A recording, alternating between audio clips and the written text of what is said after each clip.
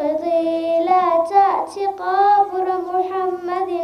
فالبيت بيتي والمكان مكاني إني خصصت على نساء محمد بصفات بر تحتهن معاني. madrasadda Sayd bin Xaaris waxay xaflad ballaaran oo maamulku ardayda dhigatay madrasadani ee kaalmaha hore gashay farxad ay kula qaybsanayaan u qabatay iyo ardayda madrasadda Sayd bin Xaaris ka qalin qoratay ee dhamaysay xifdiga Quraanka Kariimka.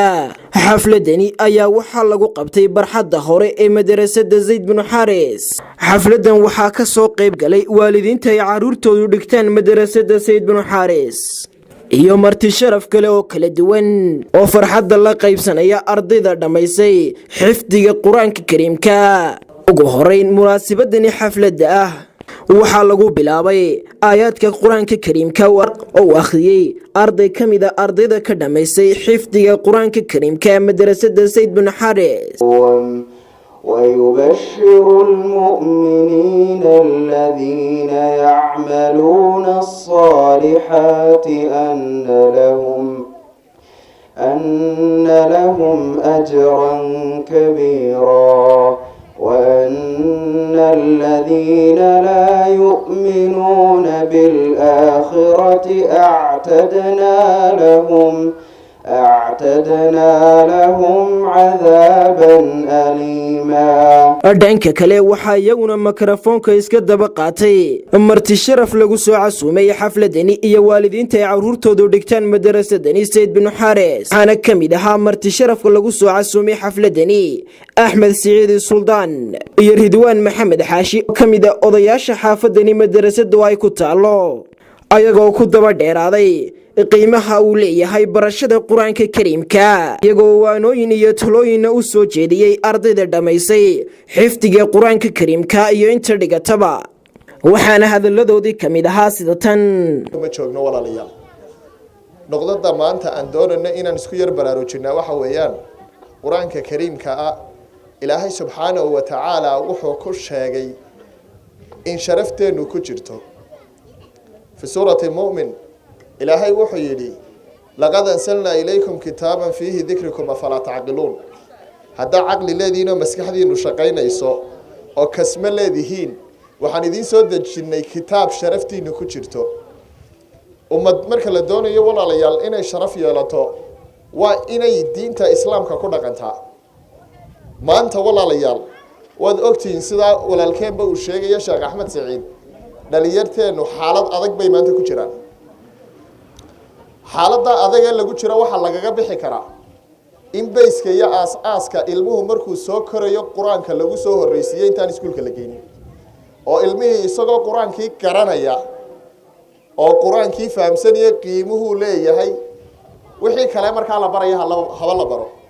laakiin dhalinyarteedii markaynu iskuulada ku horreysiinay ee waqtigii Quraanka uu baranayna aynu ku qabsanayno bareefadiyo waxaynaan garanayno geynay caruurteeni halkay marayaan wada arkaysa walaalayaal diintu wax ciyaar ma aha.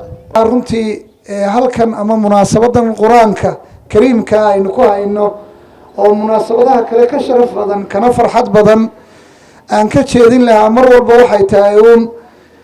inaynu Quraanka Kariimka ee Ilaahay na siiyay ee hadda uu sheekhu markii uu Quraanka bilaabay Quraanka kelmadahan ama aayadahan hadda uu akhrinayay آياتي وهريسي إلهي سبحانه وتعالى إنه وشاقي إنه قرآن كهنوني هاي ولبا وإنه هنونين إيوه لبطة تتوصن أما تصحدا وإنه هنونين إيوه إنه قرآن كفر عضيقنه سيدا درادي دولا لي بارك الله فيكم ما أنت وافر حد يوينيك هذا إنه عنك نيراكو من كفر إنه حفلة القرآن كملايكتا إنه قلسوا قيب قليسا دمان مسلمين تونم بيوتا الله وأرن آدي أدوين الله إنه كتبه وحرمتي كأسل الله معلمين تشرفت لويد دالين معلن حسن وهو الرئيو دالكين هكا كسي ولا رسولك إنه شاقي صلى الله عليه وسلم ضد كان أما أمدن خيرية إذا لبما يلدون بهالقلية مال صدح عادي ما جرتو أمدن انت وهو خير كبضاني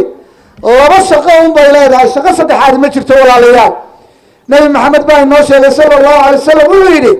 khayrukum man tacallama alqur'aana wa callamah. waxaa isaguna halkaasi ka hadlay maamulaha madrasada Sayd bin Xaaris Xasan Cabdulaahi Maxamed isagoo ka sheekeeyay maraaxilka ay madrasadu soo martay